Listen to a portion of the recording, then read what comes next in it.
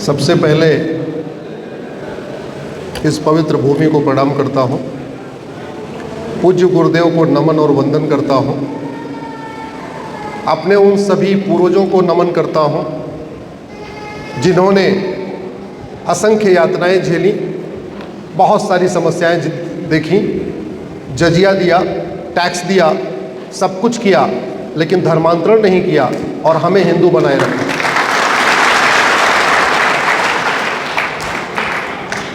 भारत माता की, भारत माता की, भारत माता की। पूज्य गुरुदेव, आपको प्रणाम करता हूँ।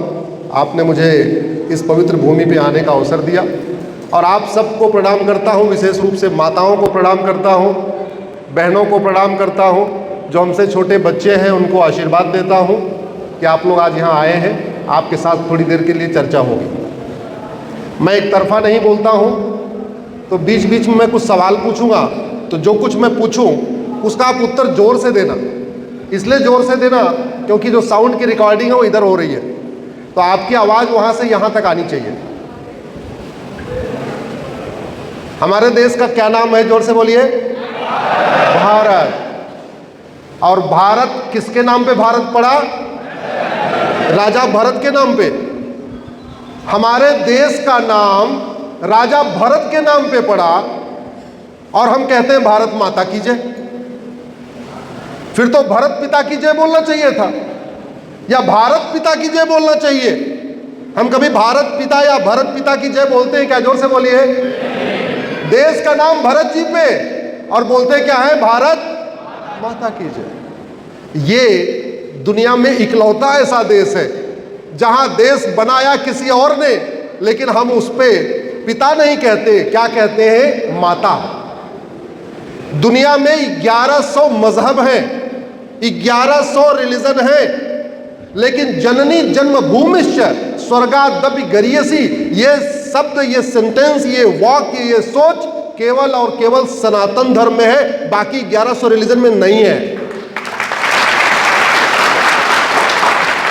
सर्व मंगल मांगल्ये शिवे सर्वार्थ साधिके, ये 1100 रिलीजन में कहीं नहीं है। मैं चुनौती देता हूं, कोई भी मजहबी फादर, मौलवी, मौलाना आके अपनी किताब लेके मुझे दिखा दे जिसकी किताब में लिखा हो सर्व मंगल मांगल्ये शिवे सर्वार्थ साधिके, सर्वे भवन्तु सुखिनः सर्वे सन्तु निरामया, सबका कल्याण हो।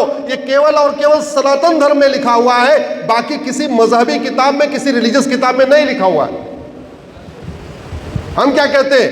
धर्म की, अधर्म का, प्राणियों में विश्व का, ये 4 वाक्य बाकी मजहबों में नहीं है, बाकी में है मेरे रिलीजन की जय हो, मेरे मजहब की जय हो, जो मेरे मजहब को न माने उसका सत्यानाश हो, मेरे मजहब वालों में सद्भावना हो, मेरे मजहब का कल्याण हो, जो हमारे मजहब को न माने उसको मारो, पीटो, हत्या करो, बलात्कार करो, उसको कन्वर्ट करो, जो कुछ करना है करो, लेकिन उसका सत्यानाश कर दो। अब आप ये बताओ, जहां इतना अंतर है तो फिर सर्वधर्म संभाव नाम का शब्द कहां से आ गया? सबसे बड़ा फ्रॉड है, सबसे बड़ा झूठ है, और यह हमारे धर्मगुरुओं ने फ्रॉड वाला शब्द निकाला, सर्वधर्म संभाव। न वेद में है, न उपनिषद में है, न पुराण में है, न भगवत गीता में है, न वाल्मीकि रामायण में है। सर्वधर्म संभाव नाम का शब्द ही नहीं है, क्योंकि सर्वधर्म होता ही नहीं। धर्म तो एक ही है दुनिया में, वो कौन सा धर्म है?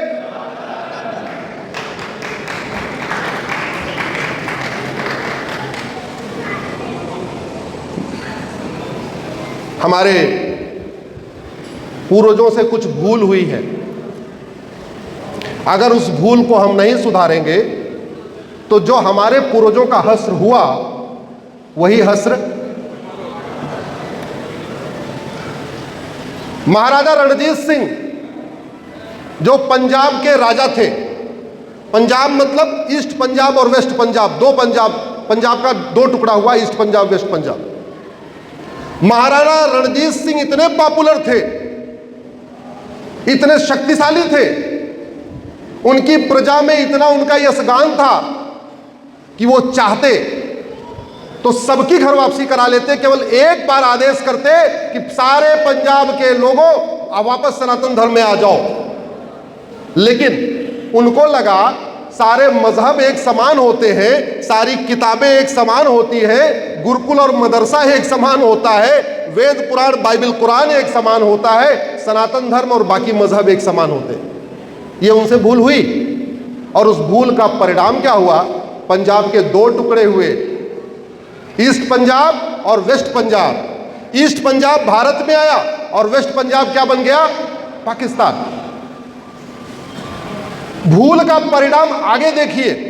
जो पंजाब भारत में आया वहां आज भी 65% क्रिश्चियन और सिख और 30% के आसपास हिंदू हैं। हालांकि वहां कन्वर्जन बहुत तेज हो रहा है। लेकिन जो पंजाब पाकिस्तान में गया वहां कोई सिख बचा क्या? जोर से बोलिए जरा। हिंदू बचा, जैन बचा, बौद्ध बचा, जाट बचा, गुजर बचा, ब्राह्मण बचा, क्षत्रिय बचा नहीं।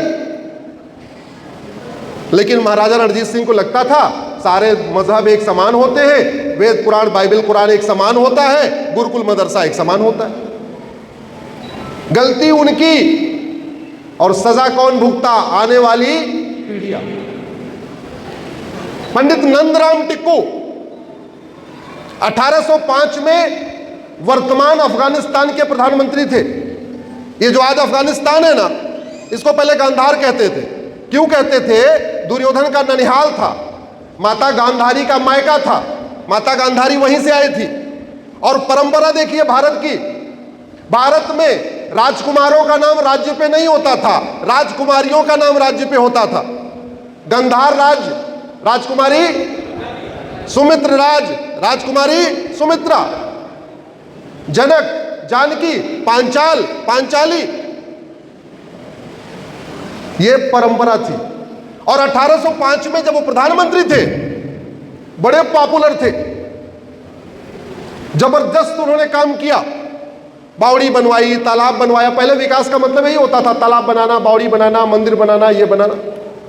लेकिन पंडित नंदराम टिक्कू से भी वही भूल हुई। उनको भी लगता था वेद पुराण बाइबल कुरान एक समान है, गुरुकुल मदरसा एक समान है, सारे मजहब एक समान है, सब में प्रेम भाईचारा सिखाया जाता है। और इतने पॉपुलर थे कि उस समय अफगानिस्तान में जो सोने और चांदी के सिक्के चलते थे उसमें पंडित नंदराम टिक्कू की फोटो होती थी, उनकी मूर्ति उनका चेहरा होता था। 10 साल के बाद खदेड़ दिया गया और उसके बाद पंडित नंदराम टिक्कू का परिवार कहां गया, वहां से भाग के कुछ पता नहीं चला। और उस अफगानिस्तान में आज की डेट में हिंदू बचा क्या? जोर से बोलिए। जैन बचा, बौद्ध बचा, सिख बचा, अगड़ा बचा, पिछड़ा बचा, ब्राह्मण बचा, क्षत्रिय बचा, वैश्य बचा, दलित बचा नहीं, कोई नहीं बचा। था तो वो भी हिंदू राष्ट्र। और एक बात बता दूं, दुनिया का सबसे बड़ा शिव मंदिर गांधार में था, आज उस मंदिर की एक ईंट नहीं बची है। दुनिया का सबसे बड़ा विष्णु मंदिर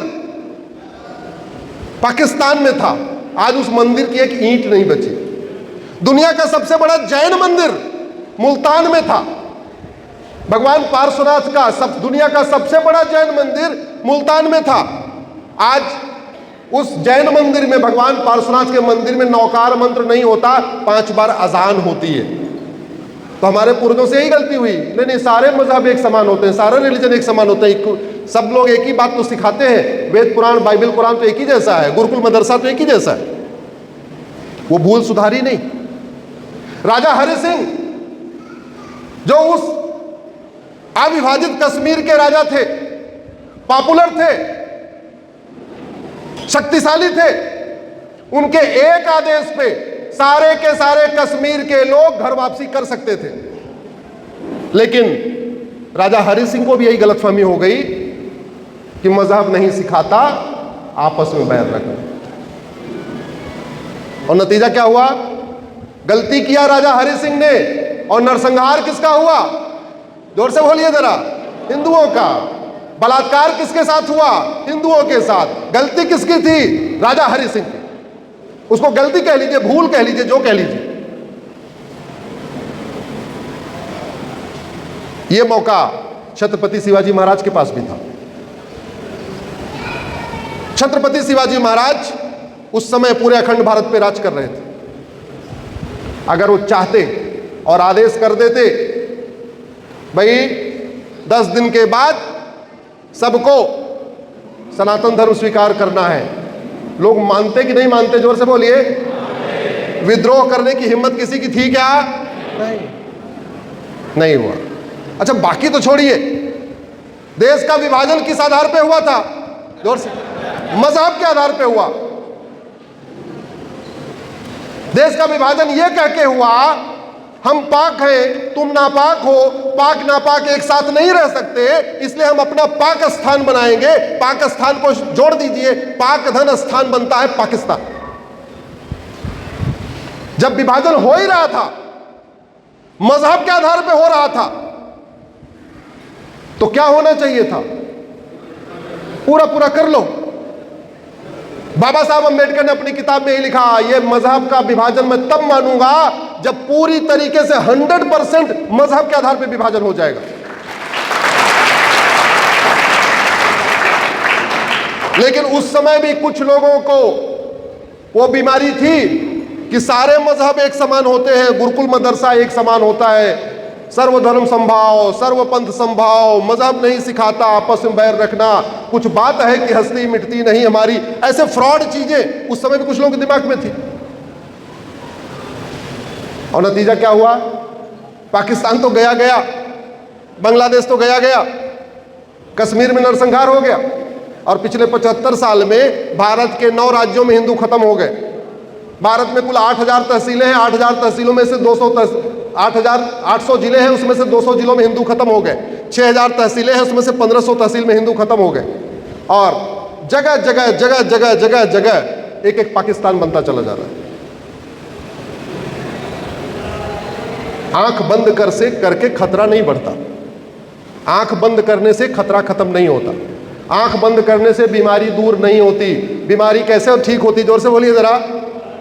दवाई खाने से। अब हमारे साथ दिक्कत ये हो रही है, हमको लगता है कि डॉक्टर बीमारी ठीक करता है। अरे डॉक्टर बीमारी ठीक नहीं करता, बीमारी ठीक करती है दवाई। शरीर में डॉक्टर घुसता है या दवाई? जोर से बोलिए जरा। शरीर में टैबलेट जाती है, कैप्सूल जाता है, सिरप जाता है, इंजेक्शन जाता है, या डॉक्टर जाता है? दवाई। तो यानी डॉक्टर अच्छा हो लेकिन दवा गड़बड़ हो तो बीमारी ठीक होती है क्या? हम पिछले 75 साल से अच्छा डॉक्टर ढूंढ रहे और डॉक्टरों ने दवाई बदली नहीं, तो नतीजा क्या हुआ? बीमारी ठीक होगी क्या? जोर से बोलिए। अभी धीरे धीरे कैंसर बढ़ता जा रहा है। पहले स्टेज का कैंसर दूसरे तीसरे होते होते चौथे स्थान पे आ गया। एक बात गुरुदेव, मुझे बड़ी खुशी है, आप केवल सत्यवादी नहीं हैं, आप तो स्पष्टवादी भी हैं, और ऐसे संतों की जरूरत है।